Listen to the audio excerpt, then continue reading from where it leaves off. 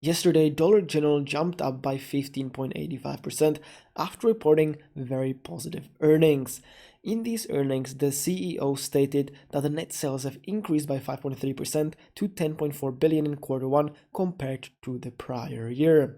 Same-store sales also increased by 2.4% during the quarter and were driven by growth of 2.7% in average basket. And the EPS for the quarter increased by 7.9% to $1.78, which exceeded all high expectations. And for the outlook, the net sales are expected to grow by approximately 3.7 to 4.7%, with same-store sales growing by approximately 1.5 to 2.5% and EPS in the range of $5.20 to $5.80. So obviously all of these news are very positive, and there's no question why the stock jumped up so much. Now, as I'm a long-term investor, the question I really want to ask is if Dollar General is still a buy after jumping up by this much, and if they are expected to grow into the future and bring me above average returns. Through the past few years, Dollar General has been struggling similarly to many other consumer staples.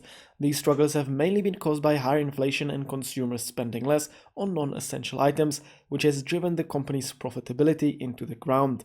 Despite struggling though, I do believe that Dollar General is here to stay and that in the future they will show decent growth.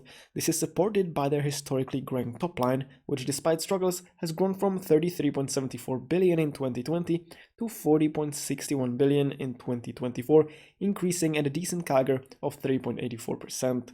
Now, as always, to figure out if Dollar General is actually undervalued and if they are in their buying range right now, we will first go through the 9-pillar analysis to later calculate their intrinsic value through some of our intrinsic valuation models.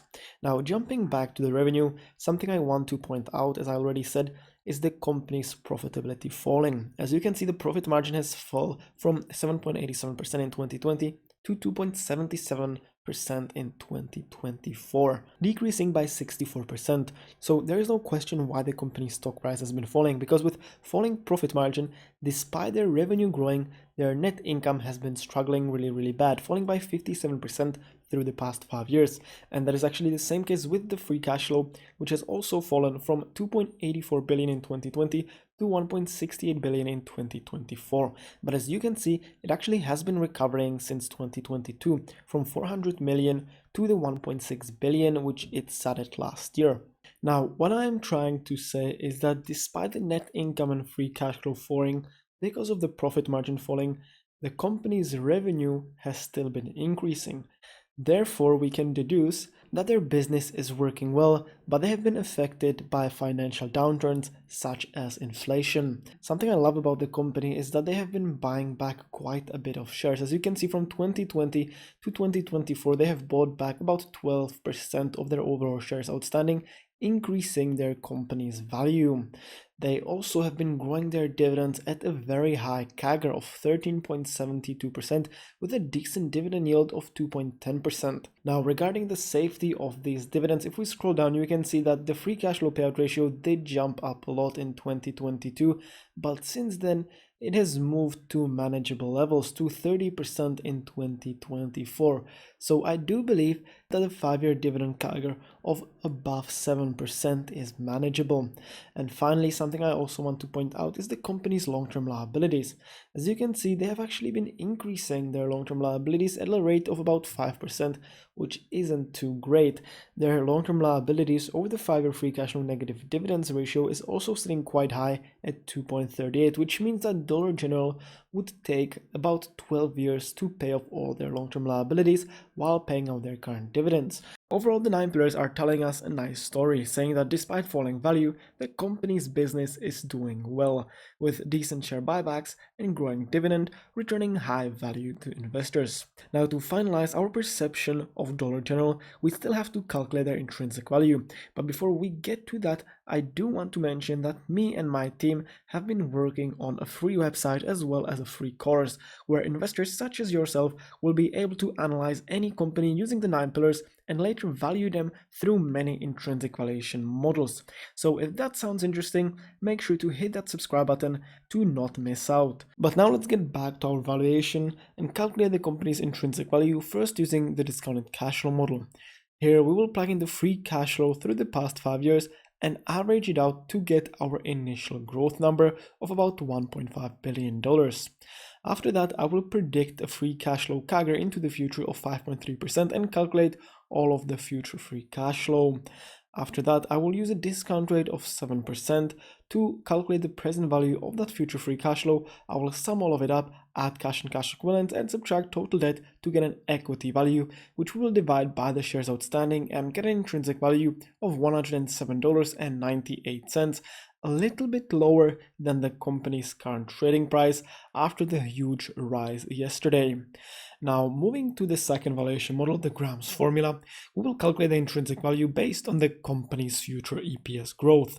Looking to Seeking Alpha, we can see that the analysts do predict the EPS to grow by about 10% in 2026, then by about 11.5%, 11.5% again, then by 18%, etc. So into our Graham's formula, to be a little conservative, I will plug in the high earnings per share growth estimate at 10%, medium at 9%, and low at 8%, and this will give us an average of 9% into the next 5 years. As you can see, that would give us an intrinsic value of $127.49. Now, the thing is that we did use the analyst estimates from the current earnings per share, and the thing we have here is the 5-year earnings per share sitting at about 7. If we jump to the multiples valuation, you can see that currently the earnings per share of Dollar General are sitting at $5.11. So we do have to plug in the value a little lower. I will go with 5.5 for the earnings per share, and that will give us an intrinsic value of $100, even with the future CAGR of 9%. Now, normally for our third valuation model, we would go through the multiples valuation, but as you can see, Dollar General's peers such as Costco and Walmart do seem extremely overvalued, and that's why I do believe that comparing Dollar General to these overvalued peers wouldn't give us too much insight at all and would rather compromise the intrinsic value. So I will actually not use the multiples valuation today, but I do want to point out by how much overvalued Dollar General's competitors are compared to the company itself. Now, moving to the fund valuation model, the dividend discount model, I will plug in the high dividend growth at 8%, medium at 7%, and low at 6%. Take into account that these are the long-term predictions, and even though through the past 5 years the dividend CAGR has been sitting at 13.72%, the free cash flow certainly hasn't been growing at that high of a rate, and therefore, to be conservative, I will project a dividend CAGR of 7% into the future, which will give us $108.92 for the intrinsic value, a little lower than the current trading price once again. And finally, moving to the ultimate valuation, where we will average out the three values we just calculated and get an ultimate intrinsic value of $105.84, about 6% lower than the current trading price. And so with a margin of safety of 10%, our acceptable buy price would be at $95.26, which means that the company would currently be a hold after their huge rise in price yesterday. With that, I don't think that buying Dollar General right now is a great idea. I would rather wait for the hype around it to fade and get it at below $100 sometime in the future. If you find the 9 pillars and the intrinsic calculations helpful, make sure to subscribe to not miss out on our new web and course, which launches next month.